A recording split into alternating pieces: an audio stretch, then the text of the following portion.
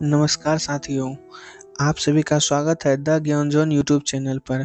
दोस्तों, आज के इस क्लास में हम लोग महत्वपूर्ण जीके क्वेश्चन देखने वाले हैं, जो कि सभी एग्जाम के लिए काफ़ी महत्वपूर्ण होंगे। तो दोस्तों, बने रहिएगा आप लोग वीडियो के साथ। तो चलिए करते हैं वीडियो को स्टार्ट। तो आज का पहला सवाल, भारत का सबसे गहरा तथा स्थलबद्ध सुरक्षित बंदरगाह कौन है? आपको बताना है दोस्तों, भारत का सबसे गहरा और सुरक्षित बंदरगाह कौन है? तो आपका सही जवाब है ऑप्शन नंबर बी दोस्तों, विशाखापत्तनम जो है सबसे गहरा और सुरक्षित बंदरगाह है। चलिए चलते हैं अगले प्रश्न की ओर। अगर किसी प्रश्न का उत्तर आपको पहले से आता है दोस्तों, तो कमेंट बॉक्स में ज़रूर बताइएगा। आपका अगला सवाल है, भारत में कितने राष्ट्रीय जलमार्ग हैं? आपको बताना है भारत में कितने राष्ट्रीय जलमार्ग हैं। तो आपका सही जवाब दोस्तों ऑप्शन नंबर सी हो जाएगा। 111 राष्ट्रीय जलमार्ग है कुल भारत में। तो चलिए चलते हैं अगले प्रश्न की ओर। और क्वेश्चन नंबर 3, पूर्वोत्तर भारत के किस राज्य में रेल मार्ग नहीं है? आपको बताना है दोस्तों, पूर्वोत्तर भारत के वह कौन सा राज्य है जहां पर रेल मार्ग नहीं है? तो आपका सही जवाब दोस्तों ऑप्शन नंबर ए हो जाएगा, सिक्किम में जो है रेल मार्ग नहीं है। चलिए अगले प्रश्न पर। 4, राष्ट्रीय राजमार्ग संख्या 7 कितने राज्यों से होकर गुजरती है? आपको बताना है राष्ट्रीय राजमार्ग संख्या 7 कितने राज्य से होकर गुजरती है? आपका सही जवाब ऑप्शन डी हो जाएगा दोस्तों, 7 राज्य से होकर गुजरती है राष्ट्रीय राजमार्ग संख्या 7। चलिए चलते हैं अगले प्रश्न पर। निम्नलिखित जनजातियों में से कौन सी केरल में पाई जाती है? आपको बताना है इस 4 ऑप्शन में से कौन सा जनजाति केरल में पाई जाती है। आपका सही जवाब ऑप्शन ए हो जाएगा दोस्तों, चेंचू जनजाति जो है केरल में पाई जाती है। चलिए अगले प्रश्न पर। क्वेश्चन नंबर 6, दुधवा राष्ट्रीय उद्यान कहाँ स्थित है? यह क्वेश्चन इम्पोर्टेंट था दोस्तों, आप लोग याद भी करते जाइएगा। हम बोल रहा है दुधवा राष्ट्रीय उद्यान कहाँ स्थित है?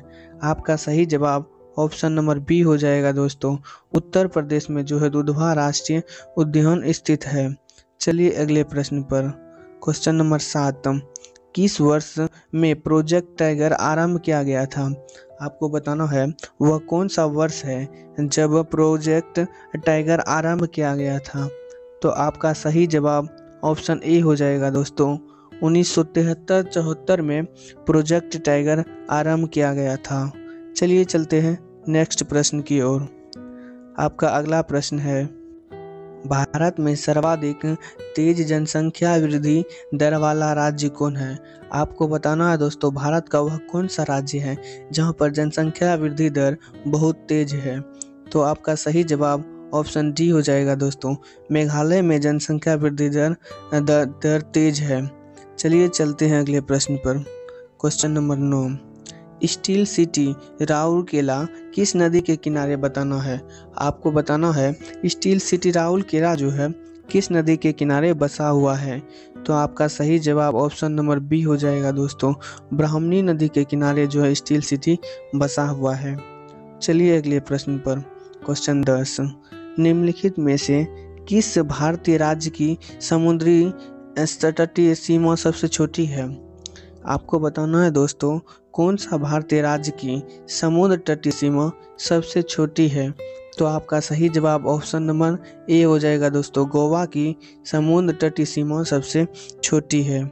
चलिए चलते हैं अगले प्रश्न पर। क्वेश्चन 11, निम्नलिखित राज्यों में से कौन सा राज्य 3 तरफ से बांग्लादेश से घिरा हुआ है? आपको बताना है भारत का वह कौन सा राज्य है जो 3 तरफ से बांग्लादेश से घिरा हुआ है।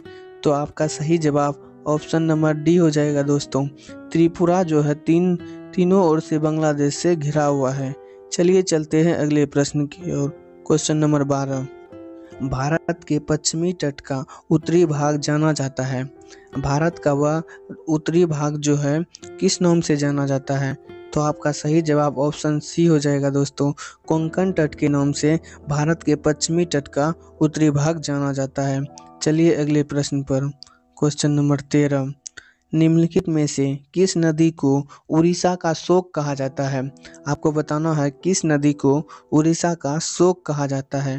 तो आपका सही जवाब ऑप्शन नंबर ए हो जाएगा दोस्तों। महानदी को उड़ीसा का शोक कहा जाता है। चलिए अगले प्रश्न पर। क्वेश्चन 14, कौन सी नदी ओडिशा में अपना डेल्टा बनाती है? आपको बताना है दोस्तों कौन सी नदी उड़ीसा में अपना डेल्टा बनाती है। तो आपका सही जवाब ऑप्शन नंबर बी हो जाएगा। महानदी जो है उड़ीसा में अपना डेल्टा बनाती है। चलिए नेक्स्ट प्रश्न पर। धुआंधार जलप्रपात किस नदी पर स्थित है? आपको बताना है धुआंधार जलप्रपात किस नदी पर स्थित है। आपका सही जवाब दोस्तों ऑप्शन नंबर ए हो जाएगा। नर्मदा नदी पर धुआंधार जलप्रपात स्थित है। चलिए नेक्स्ट प्रश्न पर। 16, जायकवाड़ी परियोजना किस नदी पर स्थित है? यह क्वेश्चन पूछा गया है दोस्तों, ध्यान से देखिएगा। जायकवाड़ी परियोजना किस नदी पर स्थित है? आपका सही जवाब ऑप्शन सी हो जाएगा दोस्तों। गोदावरी नदी पर जायकवाड़ी परियोजना स्थित है। चलिए नेक्स्ट प्रश्न पर। दिल्ली में अधिक वार्षिक तापांतर का कारण क्या है? दिल्ली में जो अधिक वार्षिक तापांतर का कारण क्या है? तो आपका सही जवाब ऑप्शन डी हो जाएगा दोस्तों। समुद्र से अधिक दूरी के कारण वहां पर अधिक वार्षिक तापांतर होता है। चलिए नेक्स्ट प्रश्न पर। मानसून निवर्तन से सबसे अधिक वर्षा कहाँ होती है? आपको बताना है मानसिक निवर्तन से सबसे अधिक वर्षा कहाँ होती है। आपका सही जवाब ऑप्शन सी हो जाएगा दोस्तों। चेन्नई में जो है सबसे अधिक वर्षा होती है। चलिए नेक्स्ट प्रश्न पर। धान की खेती के लिए सर्वाधिक आदर्श मृदा कौन सी होती है? धान का सबसे ज़्यादा खेती किस मृदा में होता है आपको बताना है। आपका सही जवाब ऑप्शन सी हो जाएगा दोस्तों।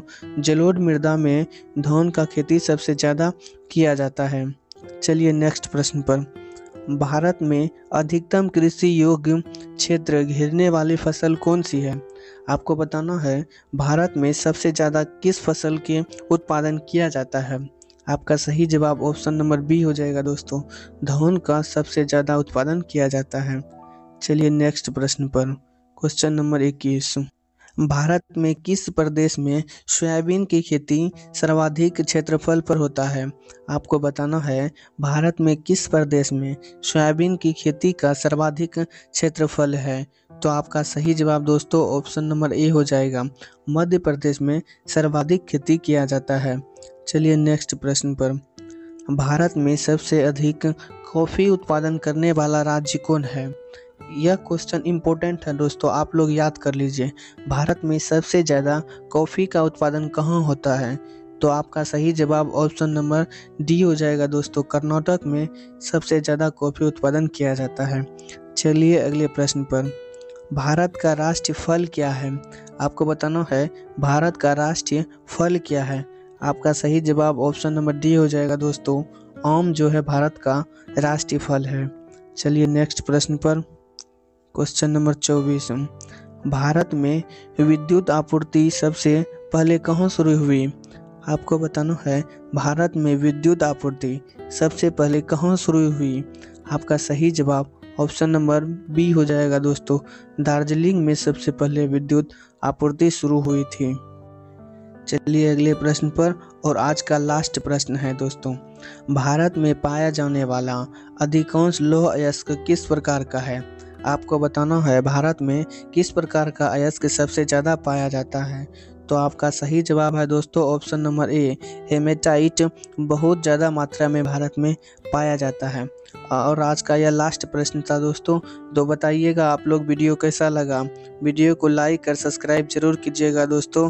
मिलते हैं नेक्स्ट वीडियो में, तब तक के लिए धन्यवाद।